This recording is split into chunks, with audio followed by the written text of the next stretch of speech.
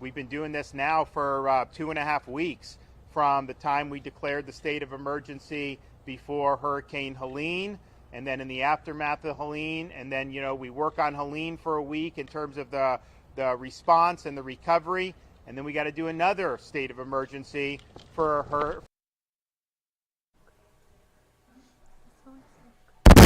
Hey friends, happy Thursday. Thanks for joining us for Unscripted on 13 Plus right now. We're just listening in to Governor Ron DeSantis giving an update after Hurricane Milton last night. We will get to all the latest information we know after that storm made landfall. But first, we do want to touch on a story that you probably saw this morning if you joined us for 13 News Live this morning or 13 News on Fox 11, which is, of course, that fire that is burning right now in Pinal County. So we have learned that fire that's burning northwest of Oracle Junction, about 3 miles northwest, being called the flood fire, grew about 2,500 acres overnight. It's now estimated to be about 3,000 acres in size.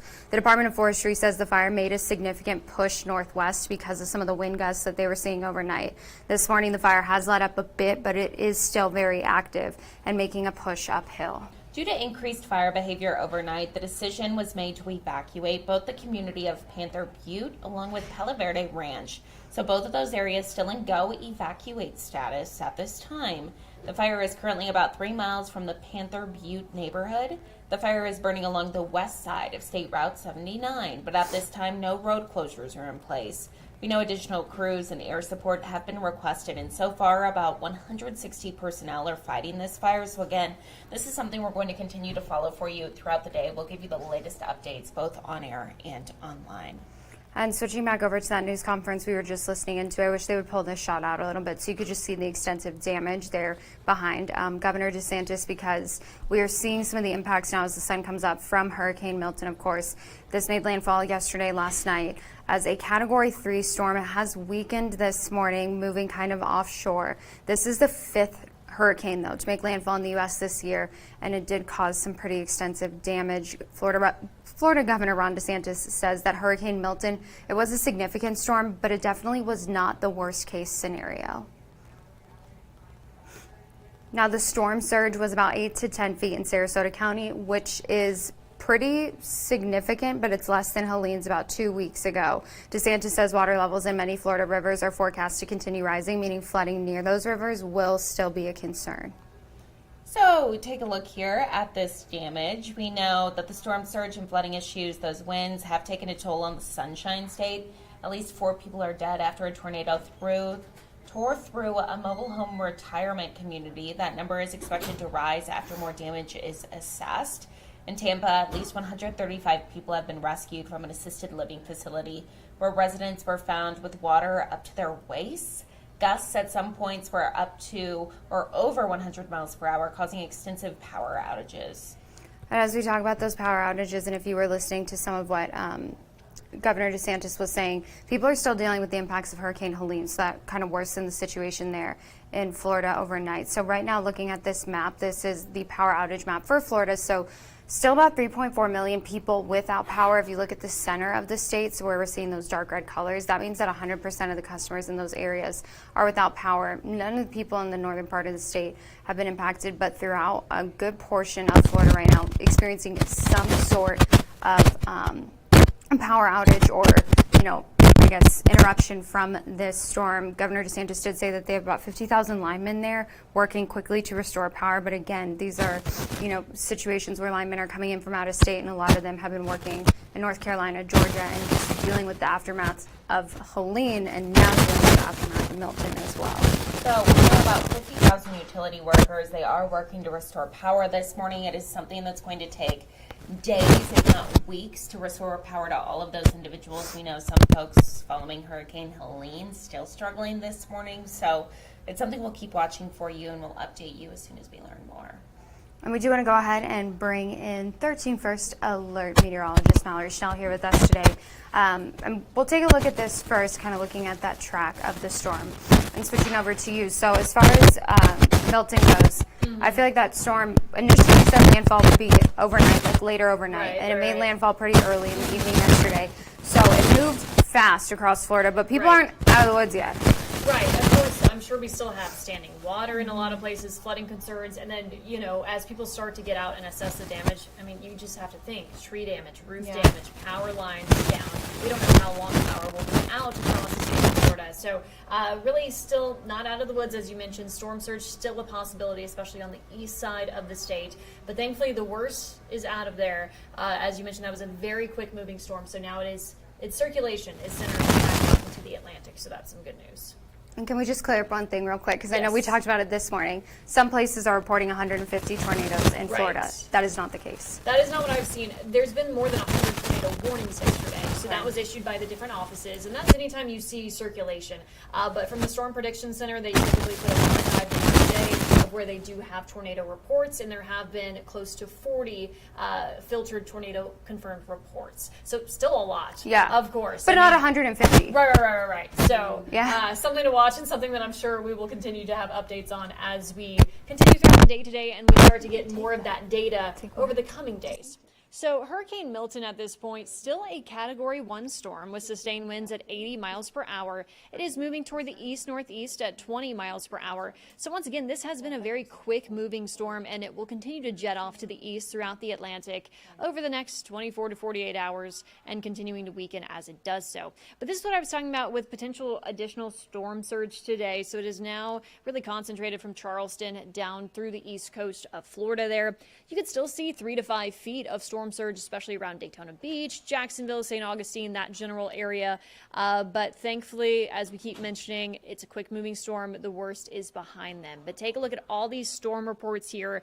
So obviously countless wind reports when a hurricane makes landfall, countless flooding reports, heavy rainfall reports, and you can see all those tornadoes. A lot of them were over the Everglades yesterday and more so on the east side of the state. So West Palm Beach area and areas off to the north as well. That's where we're seeing a lot of that damage and where unfortunately those deaths were in St. Lucie County there yesterday. So moving onward, you can see radar estimated rainfall. This really lined up very nicely with where we had that excessive rainfall risk yesterday, that high risk for flash flooding between about Tampa and Daytona Beach. Lighter amounts the farther north and south you do get away from that strip. Moving back to our weather here at home, much quieter, of course, partly cloudy skies, temperatures in the 80s for most of us at this 9 o'clock hour. Your hour-by-hour forecast could be another day with daily records broken, those highs between about 10 to 15 degrees above climate normals for October.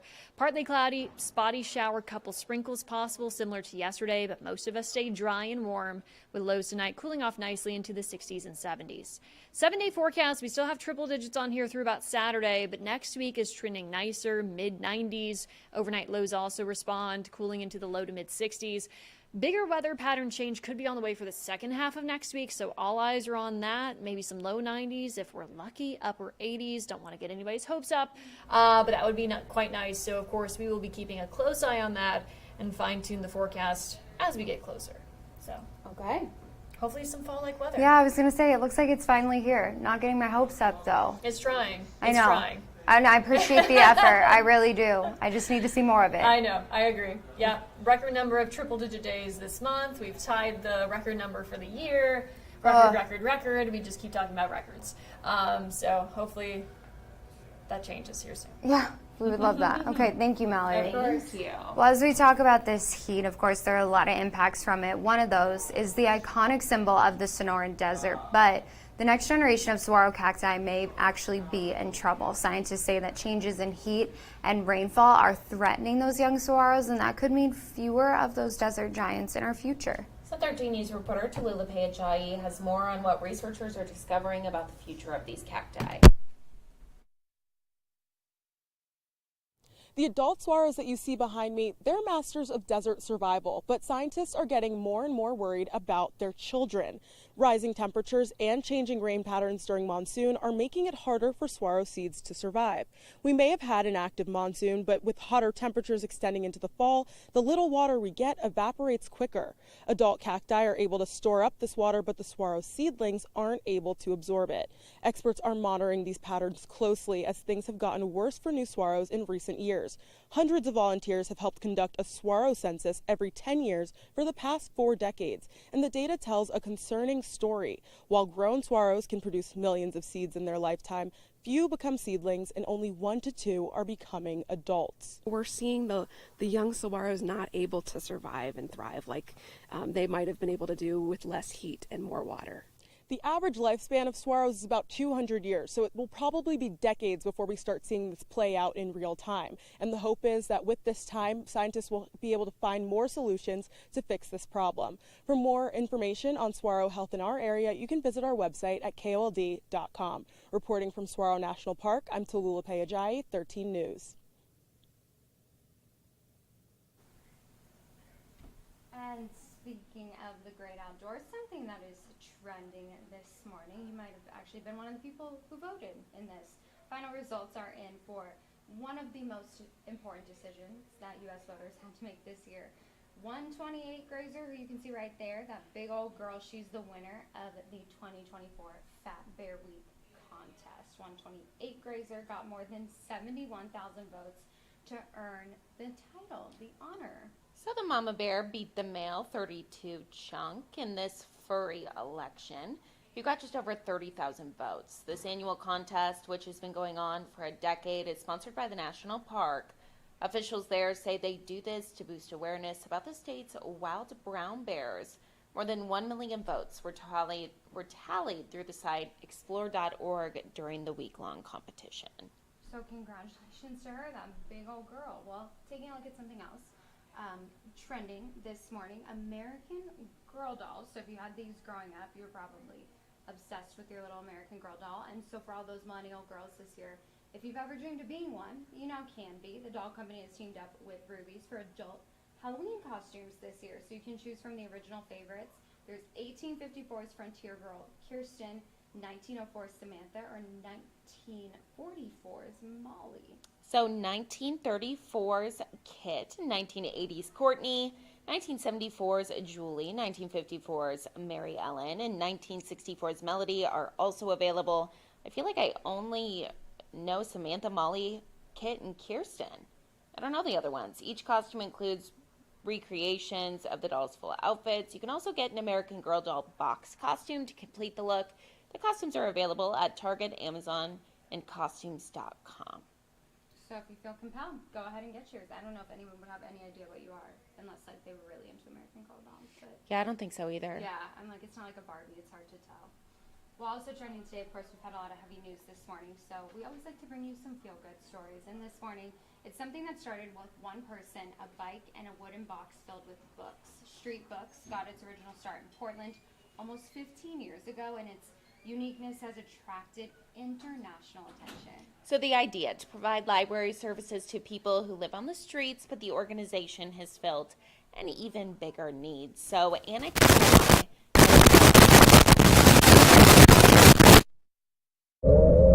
Every week, Monday through Friday, if you're in the right place, you'll see librarians with Portland Street Books Library offering those experiencing homelessness a chance to spend time reading.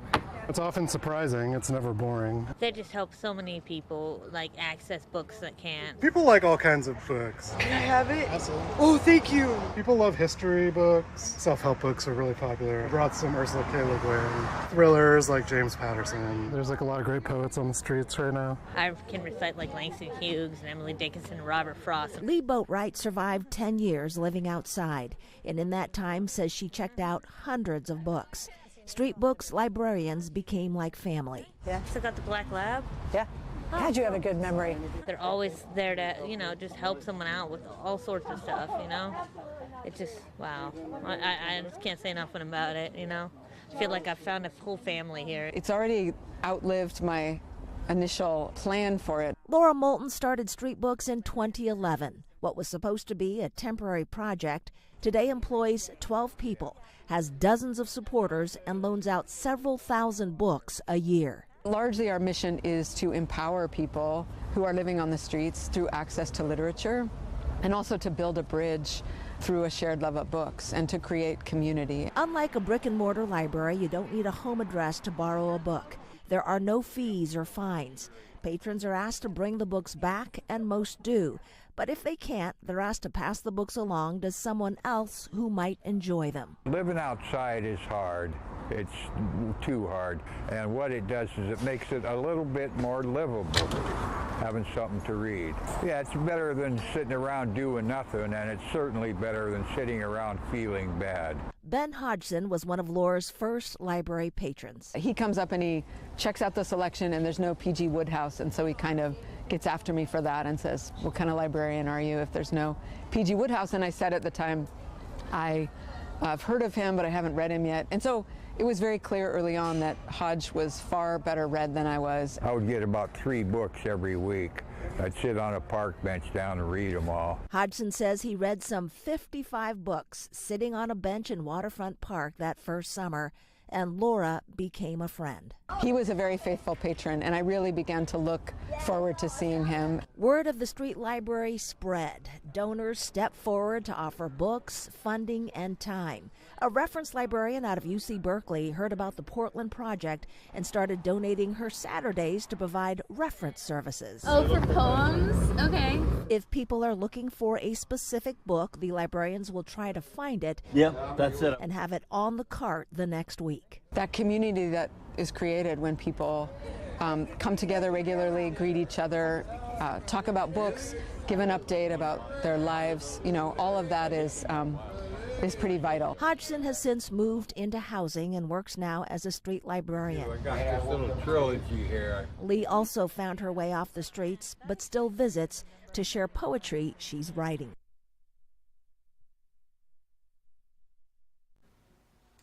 And before we go today, don't forget that you can always watch Unscripted on 13 Plus on our 13 Plus mobile news app. You can also watch live newscasts and just catch up on some of your favorite stories throughout the day. You can also catch us on Android TV, YouTube TV, Apple TV, Amazon Fire TV, and Roku. You can always just go to our website as well. Type in KOLD.com/livestream. Just make sure to click on channel 2 to make sure you're watching our live local late-breaking events. Taking a final look now outside on your Thursday morning. Going to be a hot one, but there's definitely a cool down on the way, so that's some good news. If you are headed out today, be safe. Make sure to drink plenty of water, wear that sunscreen, wear a hat, all the things, especially as we're still dealing with those temps in the triple digits. Yay, into mid-October. We love that, and hopefully it's changing soon, but as Carson said, should be an expert by now on heat safety. So thanks for joining us this morning. We'll see you back here tomorrow morning for your Friday at 9:30. Have a good one. Thanks for watching.